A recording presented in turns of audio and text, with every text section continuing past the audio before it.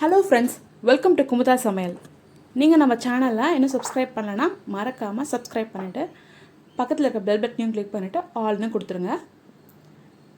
என்னுடைய எல்லா வீடியோஸையும் மறக்காமல் செக் பண்ணி பாருங்கள்.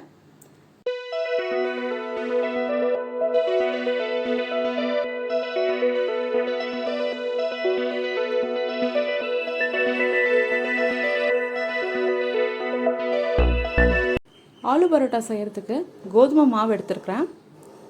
கோதுமை மாவில் கொஞ்சமாக வார்ம் வாட்டர், லைட்டாக கைப்பு இருக்கிற சூடு இருக்கிற மாதிரி சுடு தண்ணி எடுத்து உப்பு மட்டும் சேர்த்துட்டு நம்ம எப்போவுமே சப்பாத்தி மாவு பிசைகிறோம் இல்லையா, அந்த மாதிரி பிசைஞ்சாச்சு.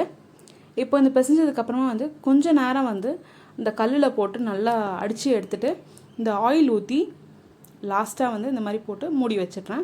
அதை டிஸ்டர்ப் பண்ணாமல் 1 hour வச்சிடலாம். இப்போ அதுக்குள்ளே பார்த்திங்கன்னா வெங்காயம், பச்சை மிளகாய், கொத்தமல்லி இதை மட்டும் சின்ன சின்னதாக கட் பண்ணி வச்சுருக்கேன். அப்புறம் வேக வச்ச உருளைக்கிழங்கு இதில் கொஞ்சம் மட்டும் எடுத்து இந்த வெங்காயம், பச்சை மிளகாய், கொத்தமல்லியோடு சேர்க்க போகிறேன். நெக்ஸ்ட்டு இன்னும் வேறு டைப்பான ஆலு பரோட்டா பார்க்கலாம். இன்னும் கொஞ்சம் உருளைக்கிழங்கு வச்சு ஃபஸ்ட்டு டைப் ஆஃப் ஆலு பரோட்டாவில் வெங்காயம், பச்சை மிளகாய், கொத்தமல்லி இதை மட்டும் இந்த மாதிரி பால்ஸாக மேக் பண்ணிக்கிறேன். இப்போது நம்ம ஆஸ் யூஷுவல் சப்பாத்தி திரட்டுவோம் இல்லையா, அதே மாதிரி மாவில் டிப் பண்ணிவிட்டு திரட்டலாம். திரட்டினதுக்கப்புறமா இந்த பாலை உள்ளே வச்சு நல்லா க்ளோஸ் பண்ணி உள்ளே வச்சிடலாம். நான் பண்ணுற மாதிரியே பண்ணி க்ளோஸ் பண்ணிங்கன்னா உங்களுக்கு ப்ராக்டிஸ் ஆகிடும்.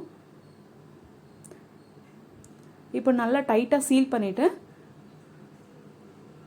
இப்படி 2 தடவை அமுக்கிட்டு அதுக்கப்புறமா திரட்ட ஆரம்பிக்கலாம். பொறுமையாக திரட்டணும். ரொம்ப ஃபோர்ஸ் பண்ணி திரட்டணுன்னா அந்த மசாலாலாம் வெளியே வந்துடும். ஸோ லைட்டாக ப்ரெஸ் பண்ணி திரட்டிட்டோன்னா கரெக்டாக வந்துடும். இதே மாதிரி எல்லாத்தையும் ரெடி பண்ணிக்கலாம்.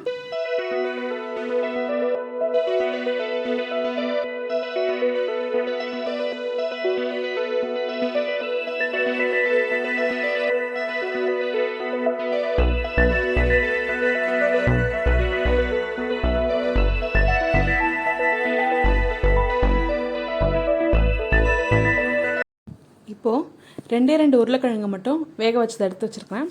இதில் என்ன பண்ண போகிறேன்னா வெங்காயம், பச்சை மிளகாய், கொத்தமல்லி எதுவும் சேர்க்காம வெறும் சில்லி பவுடர், உப்பு இது மட்டும் சேர்த்து இதை ஸ்டஃபிங்காக நம்ம சப்பாத்தியில் வச்சு பண்ண போகிறோம். இது ஒரு டைப் ஆஃப் ஆலு பரோட்டா. இந்த மாதிரி செஞ்சாலும் டேஸ்ட் ரொம்ப நல்லாயிருக்கும்.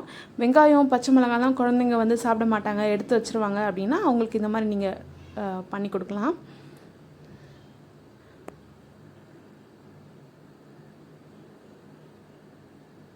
இந்த ஆலு பரோட்டாவில் இந்த உருளைக்கிழங்கு, சில்லி பவுடர், உப்பெல்லாம் சப்பாத்தி மாவுலேயே பிசைஞ்சிட்டு அந்த மாதிரி போட்டாலும் ஆலு பரோட்டா நல்லாயிருக்கும். அது ஒரு டைப் ஆஃப் ஆலு பரோட்டா. இப்போ நம்ம பண்ண ஸ்டஃபிங்கை சப்பாத்தியில் போட்டு ரோல் பண்ணிவிட்டு நார்மலாக திரட்டி எடுத்துக்க வேண்டியதான். இப்போது சப்பாத்தி போடுற மாதிரி ரெடி பண்ணி எடுத்துக்கலாம். இப்போ நார்மலாக நம்ம சப்பாத்தி எப்படி போடுறோமோ அதே மாதிரி